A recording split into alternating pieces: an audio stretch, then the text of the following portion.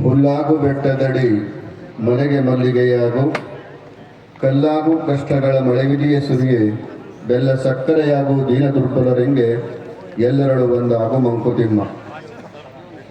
ಪ್ರಾತಸ್ಮರಣೀಯ ಬಸವಾದಿ ಶಿವಶರಣರನ್ನ, ಈ ಕ್ಷೇತ್ರದ ಅಧಿದೇವನಾಗಿರ್ತಕ್ಕಂಥ ಮಹಾಂತ ಮಡಿವಾಳರನ್ನ ಧ್ಯಾನಿಸ್ತಾ, ಜಾತ್ರೆಯ ಈ ಶುಭ ಸಂದರ್ಭದಲ್ಲಿ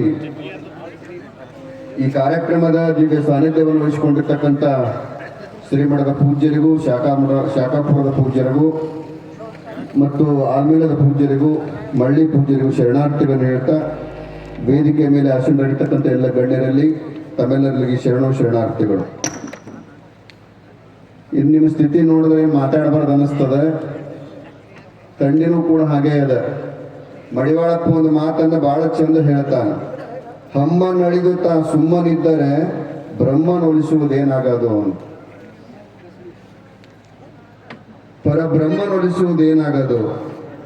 ಭಗವಂತನ ಕರುಣೆಯನ್ನ, ಮಾಂತ ಮಡಿವಾಳನ ಕರುಣೆಯನ್ನ ಪಡ್ಕೋಬೇಕಾದ್ರೆ ಹಮ್ಮ ಬಿಡಬೇಕಂತ.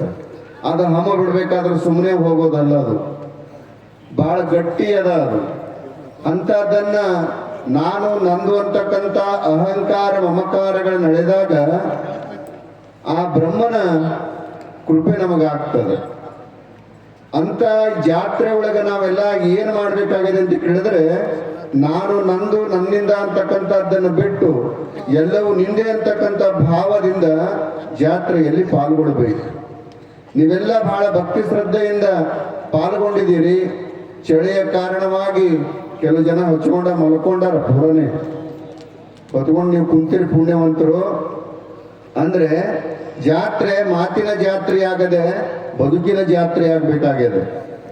ಆ ಬದುಕು ಸಾರ್ಥಕ ಆಗಬೇಕಂದ್ರೆ ಮಡಿವಾಳಪ್ಪನವ್ರು ಹೇಳಿರ್ತಕ್ಕಂಥ ಮಾತುಗಳನ್ನ ಹಾಡೋದಷ್ಟೇ ಅಲ್ಲ, ಕೇಳೋದಷ್ಟೇ ಅಲ್ಲ, ಅವ್ರಿಗೆ ಹೇಗೆ ಬದುಕಿದ್ದಾರೆ ಹಂಗೆ ನಾವು ಕೂಡ ಬದುಕಬೇಕಾಗಿದೆ.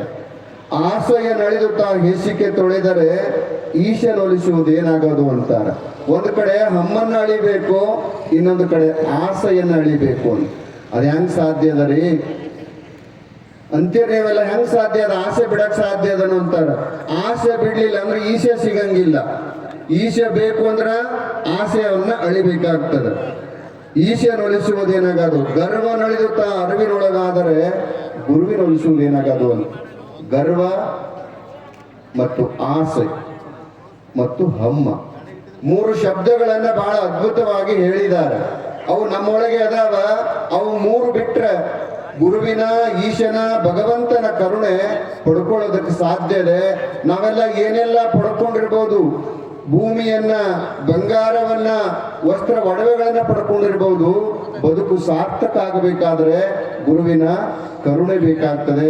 ಅಂತ ಕರುಣೆಯನ್ನು ಪಡ್ಕೊಳ್ಳಕ್ ಬಂದಿರ್ತಕ್ಕಂಥ ನೀವೇ ಧನ್ಯರು ಅಂತಕ್ಕಂಥ ಮಾತುಗಳನ್ನು ಹೇಳ್ತಾ, ಪರಮ ಪೂಜ್ಯರು ಇಂಥ ಚಳಿಯೊಳಗೂ ಕೂಡ ಒಂದು ಮಂಟಪ ಬಹಳ ಚಂದ ಮಾಡ್ಯಾರ. ಈ ಸಲ ಅದ್ಭುತವಾಗಿ ಮಾಡಿದ್ದಾರೆ. ಹಂಗೆ ಮಾಡಕ್ ಬರಂಗಿಲ್ಲ. ಇದೇ ವರ್ಷ ಹೆಚ್ಚಿಗೆ ಚಳಿ ಅದ. ಒಂದೊಂದು ವರ್ಷ ಇರ್ತದೆ, 3 ವರ್ಷಕ್ಕೊಮ್ಮೆ ಇರ್ತದೆ, ಹಂಗೆ ಅದು. ಆ ಕಾರಣಕ್ಕೆ ಈ ಚಳಿಗಾಲದೊಳಗನೆ ಬಜ್ಜಿ ರೊಟ್ಟಿ ಉಂಡು ಜಾತ್ರೆ ಮಾಡ್ತಕ್ಕಂಥ ಒಂದು ವೈಶಿಷ್ಟ್ಯ ಇದೆ.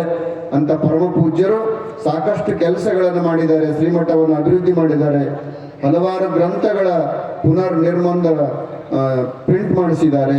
ಅದ್ರ ಜೊತೆಗೇನೆ ಹಲವಾರು ಕಾರ್ಯಕ್ರಮಗಳನ್ನು ನಾಡಿನ ತುಂಬ ಮಾಡ್ತಾ ಇದ್ದಾರೆ.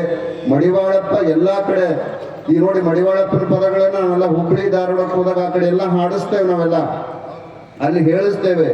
ನಾನು ಮಹಾರಾಷ್ಟ್ರದೊಳಗೆ ಮೊನ್ನೆ ಮಡಿವಾಳಪ್ಪನ ಪುರಾಣನೇ ಹೇಳಿದ್ದೀನಿ. ಪ್ರತಿಯೊಂದು 30 ದಿನ ಪುರಾಣ ಹೇಳಬೇಕಾದ್ರೆ ಪ್ರತಿಯೊಂದು ದಿನ ಒಂದೊಂದು ಹಾಡುಗಳನ್ನೇ ಹೇಳ್ತಕ್ಕಂಥದ್ದು. ಅಂತ ಕೆಲಸವನ್ನ ಮಾಡಿದ್ದೀವಿ. ಮಡಿವಾಳಪ್ಪನ ಮಹಾರಾಷ್ಟ್ರಕ್ಕೆ ಹೋಗಿ ಗುರುತಿಸಿದ್ದೀವಿ. ಅಲ್ಲಿ ಜನರಲ್ಲಿ ಇಲ್ಲಿ ಕರ್ಕೊಂಡ್ಬಂದು ಮಠವನ್ನ ತೋರಿಸಿದ್ದೀವಿ. ಅಂದ್ರೆ ಮಡಿವಾಳಪ್ಪ ಸರ್ವಾಂತರ್ಯಾಮಿ ಇದ್ದಾನೆ.